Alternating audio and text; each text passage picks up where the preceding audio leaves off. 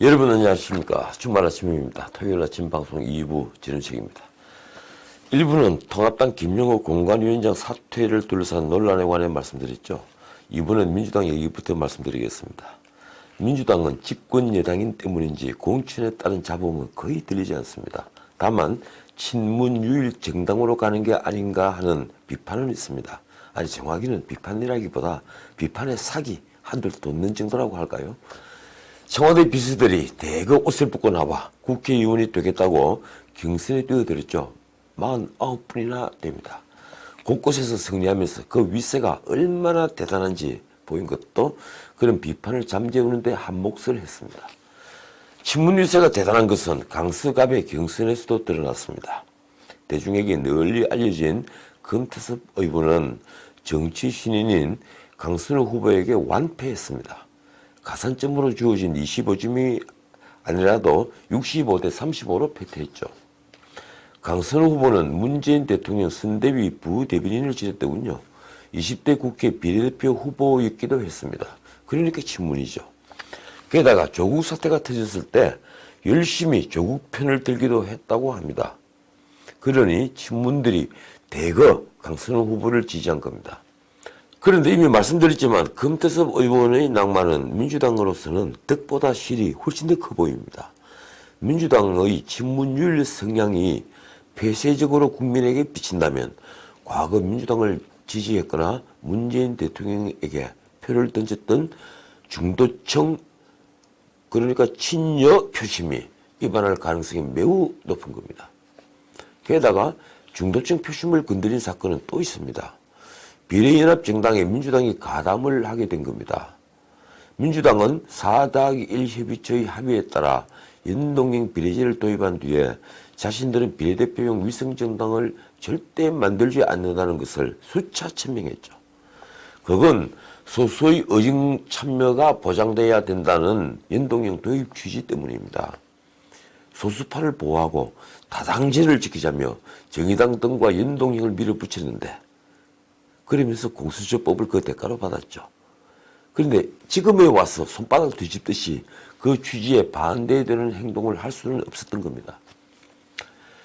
자, 이제 총선이 다가오고 통합당이 위성정당을 만들며 연동형에서 최대 의석을 가져갈 것으로 보이자 생각이 바뀌었습니다.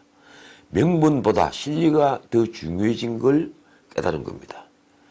게다가 지난번 마포 음식점에서 당의 실세 5명이 모여서 위성정당을 논의할 때 언론에 들킨 대화 내용에 들어있는 바처럼 무엇보다 최악의 경우 탄핵으로 내몰리는 것이 두려웠겠죠. 이제 그들은 내놓고 탄핵만은 막아야 한다고 합니다. 자신들이 박근혜 전 대통령을 탄핵으로 몰아붙인 다음에 벌렸던 이른바 적폐 수사라는 걸 생각하면 끔찍하겠죠. 그럴만도 합니다. 그래서 당 지도부에서는 공공연히 위성정당을 만들어야 된다는 논의가 있었고 결국 의총에서 연합정당에 가담하는 형식이 공식화된 겁니다. 위성정당을 만들면 얼굴이 팔리니까 대신에 연합정당이라는 꼼수를 쓴 거죠. 꼼수의 꼼수죠. 그리고 어제 아침 6시까지 24시간 전체 당원 투표가 있었습니다. 이건 명분을 얻자는 겁니다. 물론 결론은 뻔하죠. 참여하는 쪽입니다. 권리당원 79만 명이 참여를 했는데 찬성 74.1%였다고 하니 압도적 찬성입니다. 그런 결론을 냈으면서도 이해찬 대표는 명분이 없어 몹시 조심스러웠을 겁니다. 그래서 위성정당에 대한 입장 번복에 대해 깊은 사과의 말씀을 드린다. 이렇게 고개를 숙였습니다. 그런데도 그는 선거대책위원회에서 그 원인을 통합당에 돌렸더군요. 연합정당에 참여하면서 미래통합당의 반칙을 응징하고 본래 선거법 취지를 살리기 위한 어떤 희생도 마다하지 않겠다. 당 대표로서 이런 탈법과 반칙을 미리 막지 못하고 부끄러운 정치 모습을 보이게 돼 매우 참담하고 송구하다. 쉽게 말해서 위성정당으로 가는 것도 통합당 때문이라는 겁니다. 통합당 탓이죠. 그렇습니까? 그런데 통합당의 미래한국당 창당을 반칙이라고 주장하지만 지금처럼 비례연합정당에 정의당과 민생당 등 범여권 정당이 참여하지 않는다면 위성정당이 되는 거죠. 당세가 약한 소수 정당이 한둘 참여한다 해도 연합정당은 결국 민주당이 예속될 수밖에 없죠. 그리고 결국 연합정당은 범여권의 빅텐트가 아니라 민주당은 위성정당이 되겠죠. 그러니까 말입니다. 그렇게 되면 민주당은 연동형 비례제를 가결시킨 명분을 완전히 잃게 되는 겁니다. 그래서 민주당은 자신들은 뒷번호를 차지할 테니 정의당과 민생당에 제발 참여를 해달라고 지금 업소 중입니다. 민생당은 그게 솔깃한지 귀를 좀 기울이고 있더군요. 그러나 돌아가는 건 민주당의 예상과 정반대입니다.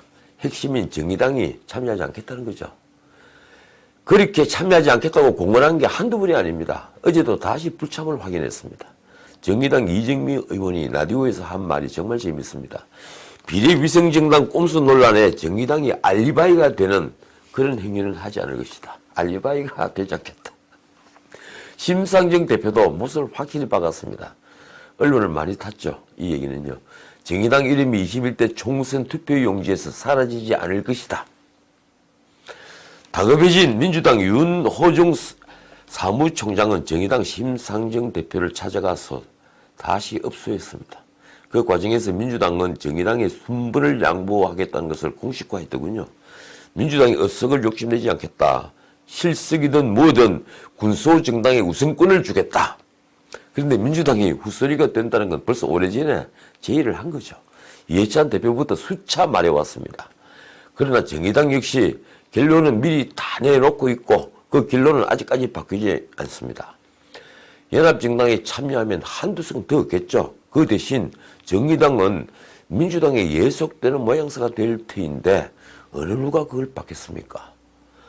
어쨌든 비례연합정당은 만들겠지만 그 정당은 아마도 사실상 민주당의 거의 대부분인 위성정당이 될 것으로 보입니다. 그렇게 되면 결국 민주당은 정의당을 배신한 꼴이 되죠. 결국 민주당이 말한 꼼수 정당을 자신들도 만든 것인데 이런 명분 없는 일로 인해 민주당은 다시 중도층 표심을 잃게 됐습니다. 그렇다면 뭡니까? 이건 꼼수가 아니라 자충수가 될 겁니다. 자, 마치기 전에 박능우 복지부 장관 말씀을 드리지 않을 수 없군요. 박능우 장관은 또 설화를 빚었습니다. 그가 12일 국회 보건복지위에서 정작 필요한 현장에 마스크가 없다며 마스크 부족을 의원들이 지적하자 답변에서 이렇게 말한 겁니다. 그렇게 부족하지 않다. 의료진이 넉넉하게 재고를 쌓아두고 싶은 심정 때문이다. 본인들이 더 많이 방호복과 마스크를 가지고 싶다는 마음을 충분히 이해한다. 말하자면 의사들이 재고를 쌓아둘 목적으로 마스크 부족을 주장하고 있다는 겁니다. 이러자 의료단체들이 벌떼처럼 들고 일어났습니다. 박 장관을 당장 파면하라는 요구가 빗발치듯 쏟아졌죠. 어제 전국 의사협회가 낸声明을 내렸습니다. 후한무치한 태도에 경악하며 무능한 거짓말쟁이 장관의 즉각적인 파면을 요구한다. 사실 지금도 정부가 공급하는 공적 마스크를 받은 개원의는 극소수에 불과하다고 합니다. 전희총 성명은 화가 난 의사들의 감정을 고스란히 담았더군요. 국민에게 조금도 미안함을 보이지 않은 후한무치함에 그리고 의료진의 조금도 감사한 마음도 없이 적반하장으로 타다는 것에 경악을 금치 못하겠다. 빨리 장관직을 그만두고 정신과에 가서 인성검사와 질환검사를 받기를 권한다. 글쎄 질환검사도 정신과에서 받습니까? 이런 흥분이 이해되는 게 일선종합병원에서는 방호복과 마스크를 구하지 못해 지금 비상이라고 합니다. 자력으로 구할 수는 없고 공적 직업은 필요량의 70% 정도에 그친다고 하는군요. 그래서 의사들은 방호복을 갈아입지 못하고 버티는 곳이 한두 곳이 아니라고 합니다. 그러니 흥분할 만도 하죠.